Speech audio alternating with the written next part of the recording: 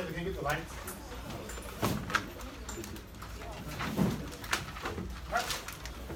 And keep track here in 3, 2, and 1. If you wanted to label today's this short portion of the lecture, it would be Haitian Revolution. We'll put today's date on it. Haitian Revolution. Today's date.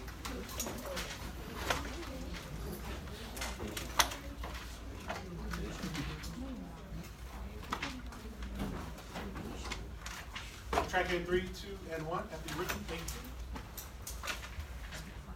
So, we've been talking a lot about revolutions. We talked about the revolutions we know about in America. We've definitely been talking about the revolution in France. And what has been the primary influence for a revolution in France? What are their primary names? Names, please? The tyranny of absolute monarchs. Tyranny and absolute monarchs. What else? What else was happening in France that was motivating them to revolution? Zanara? Over-taxation of third state. Over-taxation of third state. Natalia, you want to add something else? What ideological movement was happening? The Enlightenment. And so this sort of begs the question for us, which I put up here: what is freedom and who deserves it? And we saw that many of the revolutionaries in France definitely felt like they deserve to be free. They deserve to have natural rights.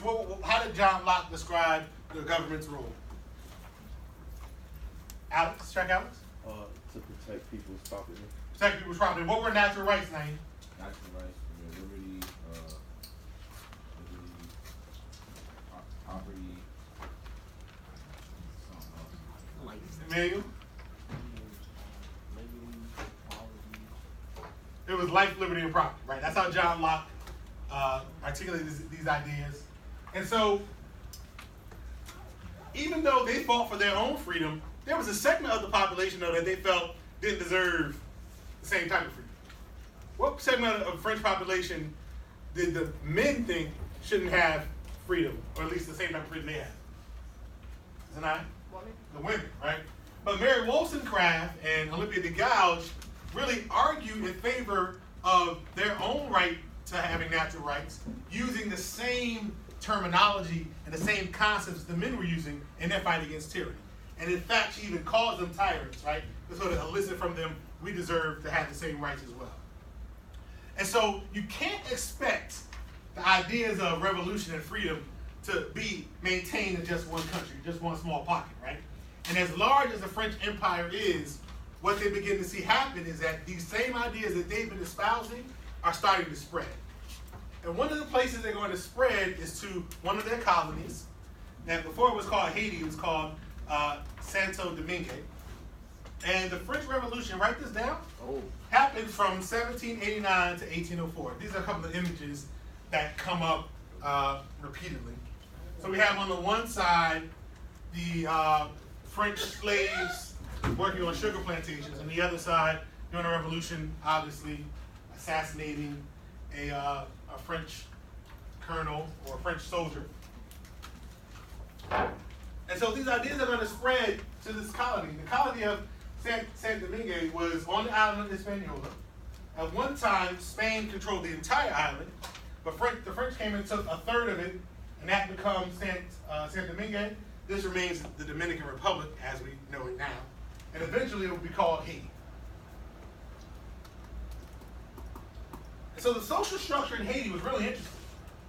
At the top were free whites. They made up about 20,000 people. Below them were the free blacks, people of color, and there were about 30,000 of them. These people were mostly mixed French or Spanish and with the slaves or with the native people of the island.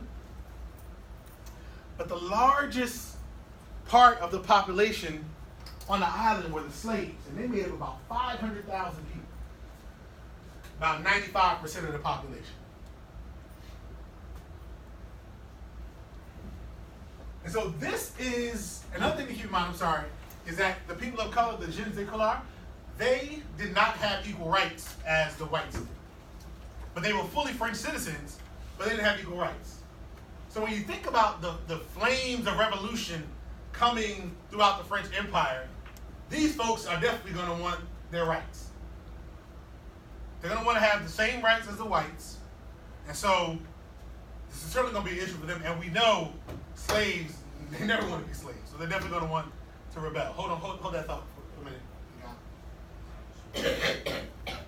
So last thing, piece of knowledge I want you to know, what was the island like, the colony like before the revolution? Natalia, can you read that whole slide for us real quick? Pre-revolution, French colonists brought African slaves to came out large sugar and coffee plantations. 40% of world's sugar, 50% of world's coffee.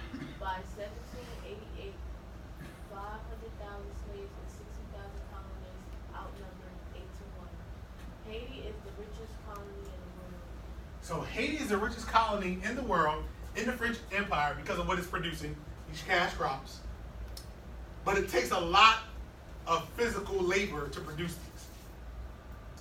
And so there's a lot of reason why France is going to want this colony to remain exactly as it is.